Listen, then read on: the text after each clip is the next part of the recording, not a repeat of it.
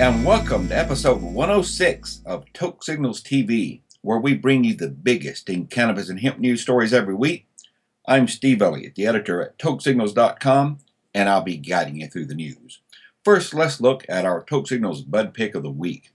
Last weekend, I visited a legal marijuana garden here in Washington State or near the town of Colville, up on a mountaintop. The picture you see is one of the veg rooms in that facility. These plants are mostly of a diesel variety, New York City diesel, and as you can see, they're doing quite well. Let's do the news now, shall we? In the United States this week, Bernie Sanders introduced the first ever Senate bill to end marijuana prohibition, as expected.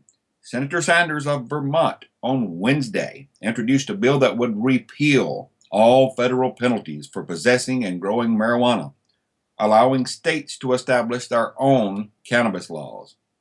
The Ending Federal Marijuana Prohibition Act of 2015 strikes all references to marijuana in the Controlled Substances Act, but it retains penalties for transporting marijuana from states or jurisdictions where it is legal to those where it is not.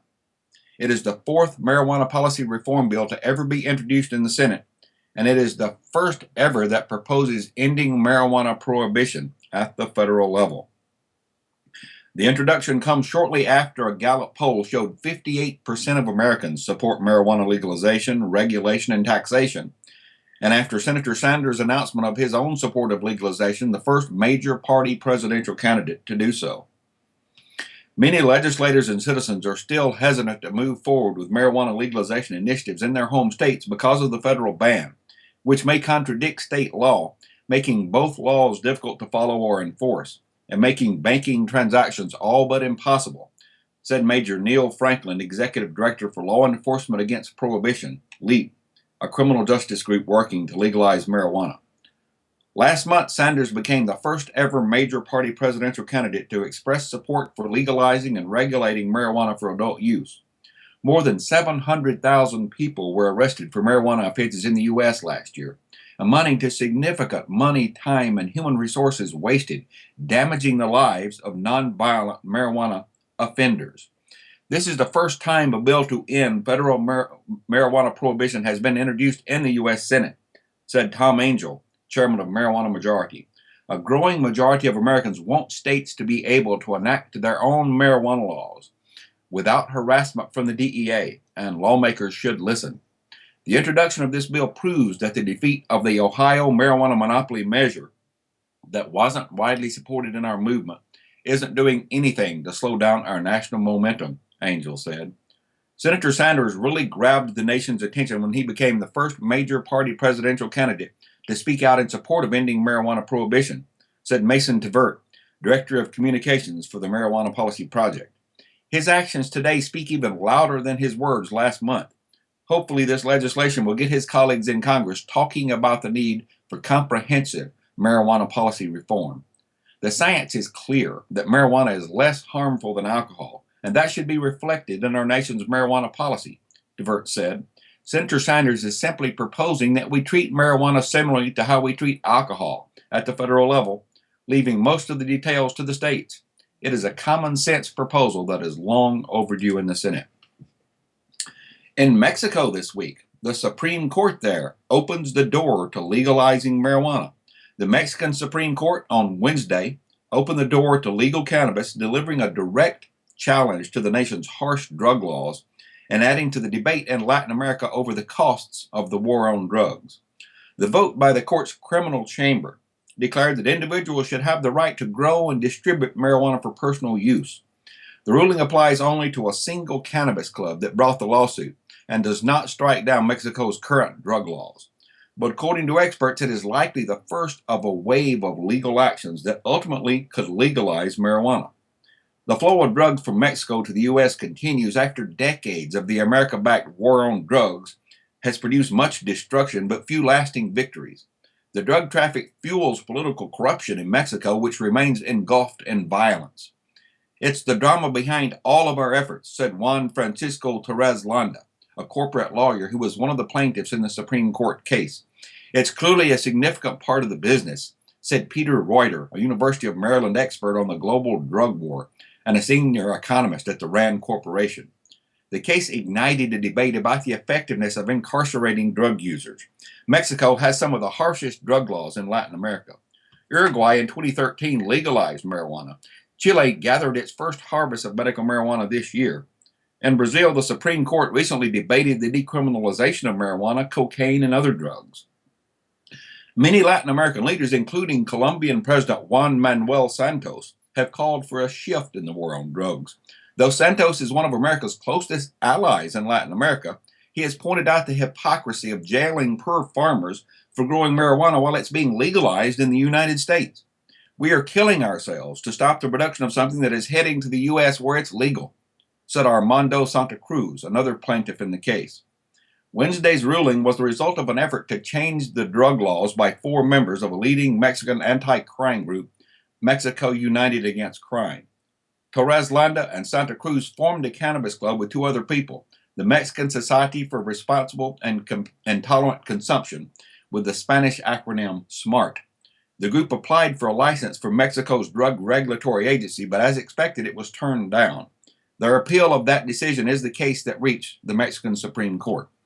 For legal marijuana to become the law of the land in Mexico, the justices in the court's criminal chamber will have to rule the same way 5 times, or 8 of the 11 members of the full court would have to vote in favor.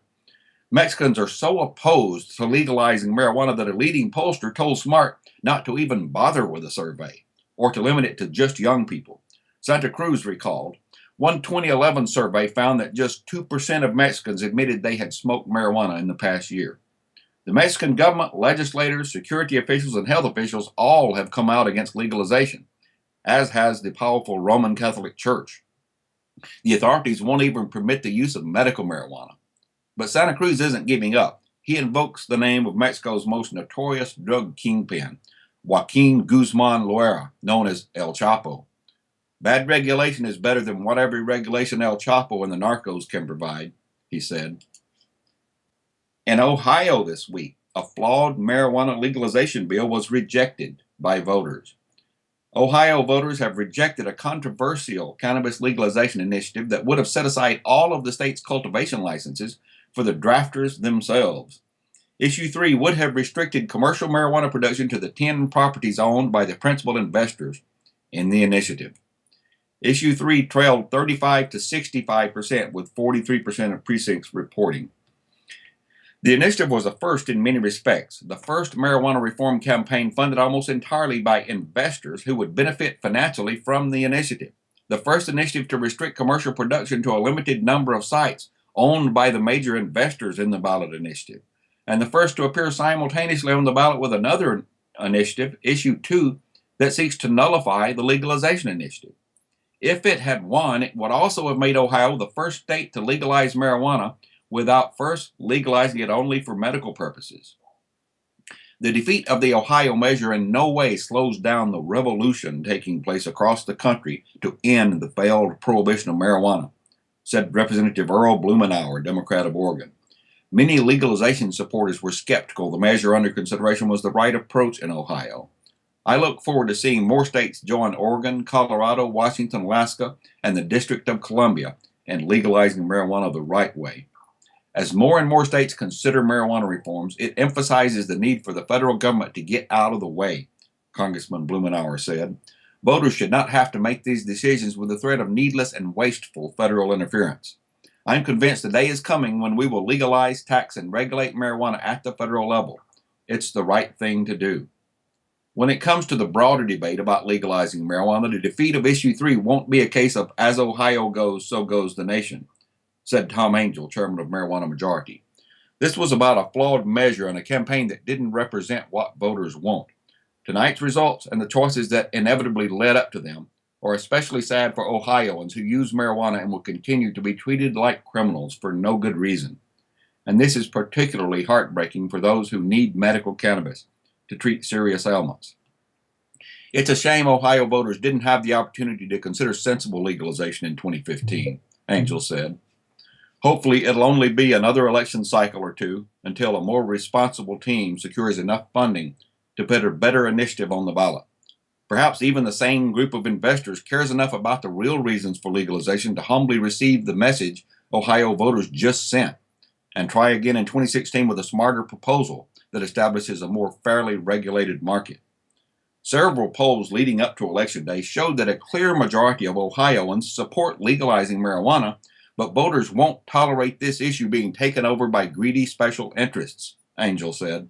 Our ongoing national movement to end marijuana prohibition is focused on civil rights, health, and public safety, not profits for small groups of investors.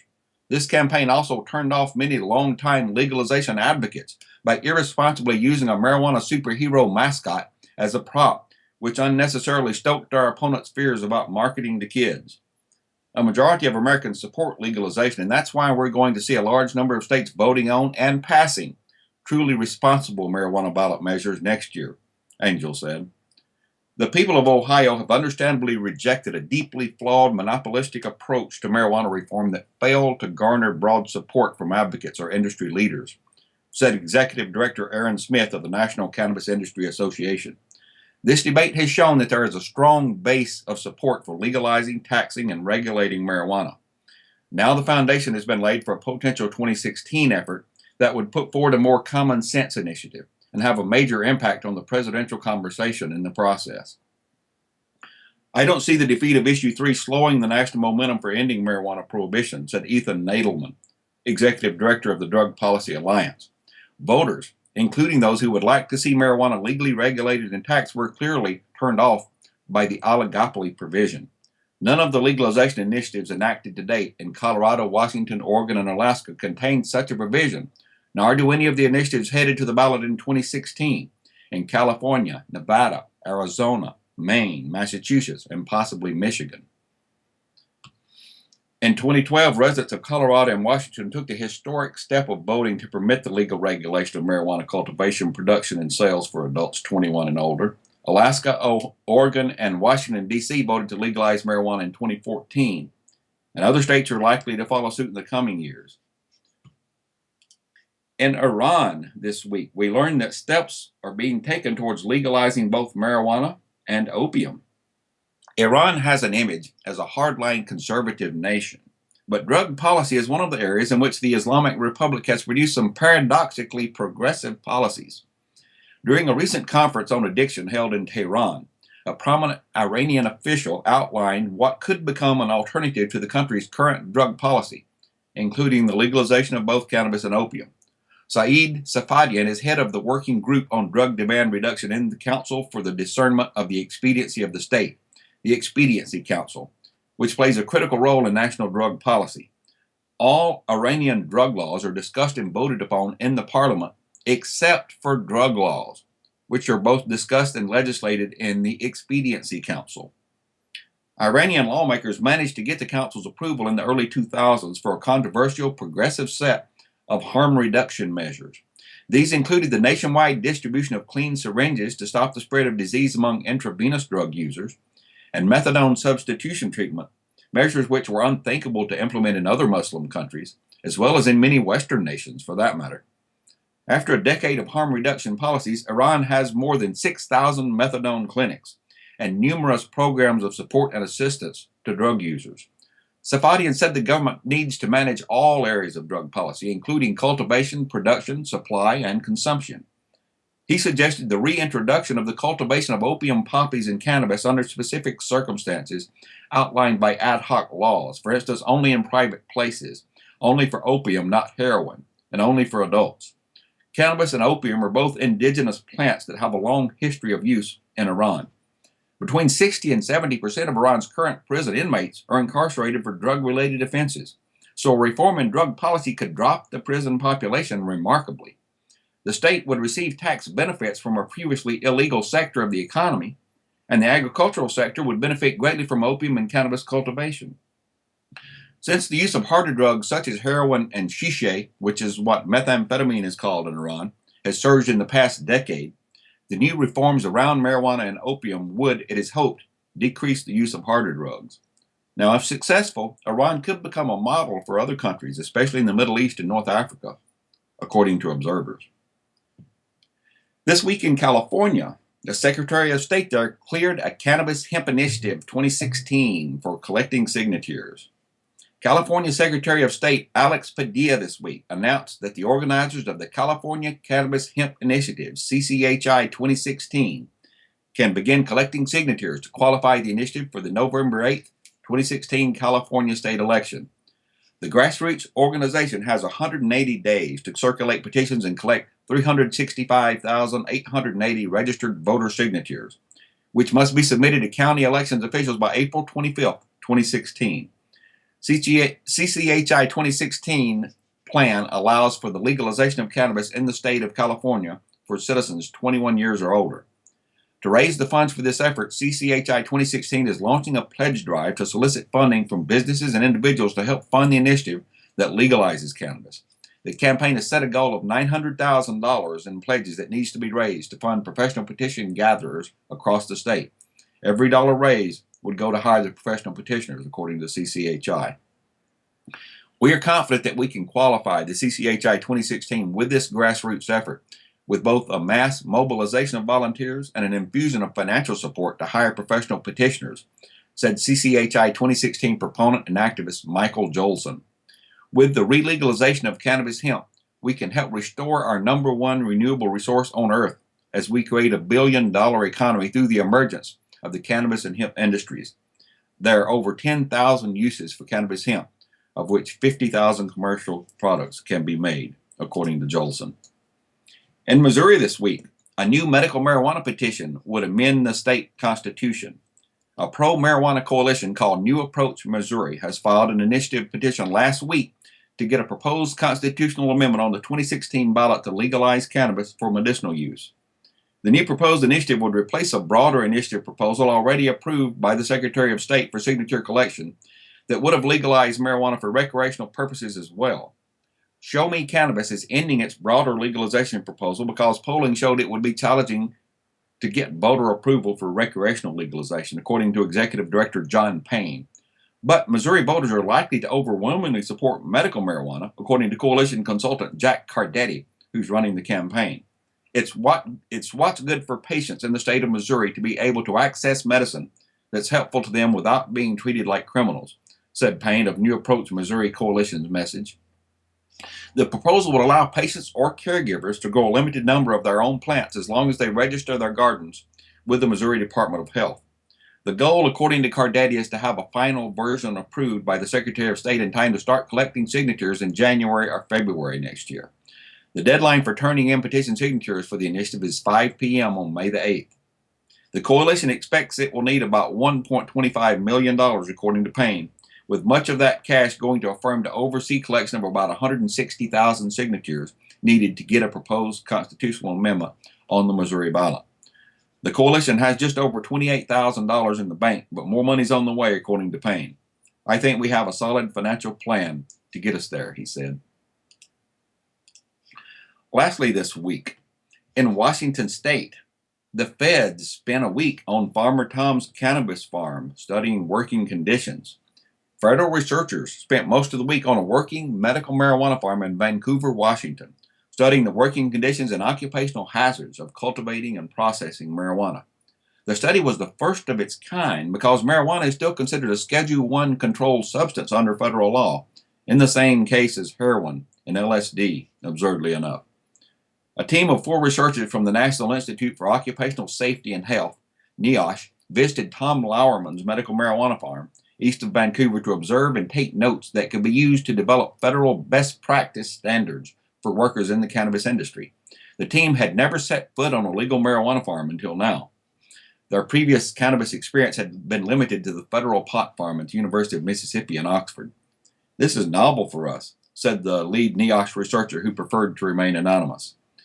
Researchers gave Farmer Tom and several of his workers electronic air sniffers to study the air quality inside the greenhouses and the processing facility. The researchers also used a glove with sensors tied to a laptop that tracked the repetitive hand movements involved in trimming marijuana.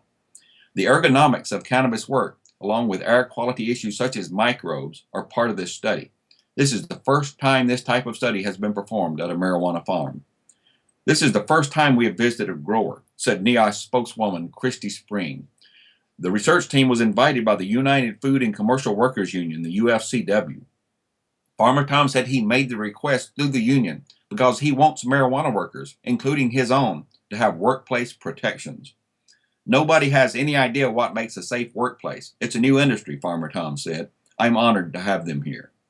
I never thought in my life that by the time I'm 55 in the year 2015, that we would have federal agents welcomed onto my farm, said Farmer Tom. It just blows my mind. It will be at least a year before the researchers release their findings. I hope you have a great week. Until next time, stay lifted. See you then.